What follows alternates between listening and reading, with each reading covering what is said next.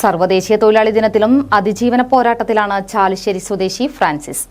ഇടതു കൈപ്പത്തി അറ്റുപോയിട്ടും കഴിഞ്ഞ 7 വർഷമായി നാളികേരം പൊളിക്കുന്ന തൊഴിലെടുത്താണ് ഫ്രാൻസിസ് വൈകല്യത്തെ മറികടക്കുന്നത്. വൈകല്യത്തെ തോൽപ്പിച്ച അതിജീവന പോരാട്ടം നടത്തുന്ന യുവാവ് തൊഴിലാളി ദിനത്തിൽ വേറിട്ട കാഴ്ചയാകുന്നു.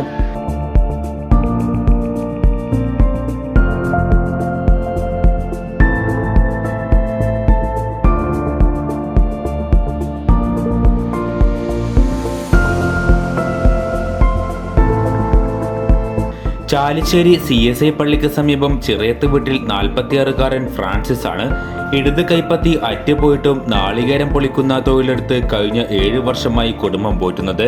ചെന്നൈയിൽ പ്ലാസ്റ്റിക് നിർമ്മാണ കമ്പനിയിൽ മിഷൻ ഓപ്പറേറ്ററായി ജോലി ചെയ്യുന്നതിനിടെ മെഷീനറിയിൽ കുടുങ്ങി ഇടത് കൈപ്പത്തി മുഴുവനായി നഷ്ടമായി. നാട്ടിലെത്തിയ യുവാവ് കൃത്രിമ കൈ ഘടിപ്പിച്ചു.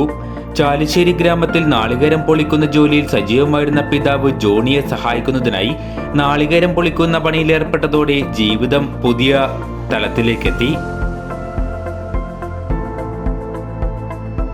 കൃത്രിമ കൈപ്പത്തി അഴിച്ചുവെച്ച് കോട്ടൺ തുണി കൊണ്ട് കൈ മുറുകെ കെട്ടിയാണ് നാളികേരം പൊളിക്കുന്നത്. അസഹ്യമായ വേദന ഉണ്ടാക്കുമെങ്കിലും വേദന അകറ്റാൻ മരുന്നുകൾ തേച്ച് പിടിപ്പിക്കും. നാളികേരത്തിന് വിലയിടിഞ്ഞതോടെ പണി വളരെ കുറവാണ്. ഇപ്പോൾ സീസൺ ആയതിനാൽ പണി ലഭിക്കുന്നുമുണ്ട്. ഫ്രാൻസിസിന്റെ അതിജീവന പോരാട്ടത്തിൽ കുടുംബവും സുഹൃത്തുക്കളും കൂടെയുണ്ട്.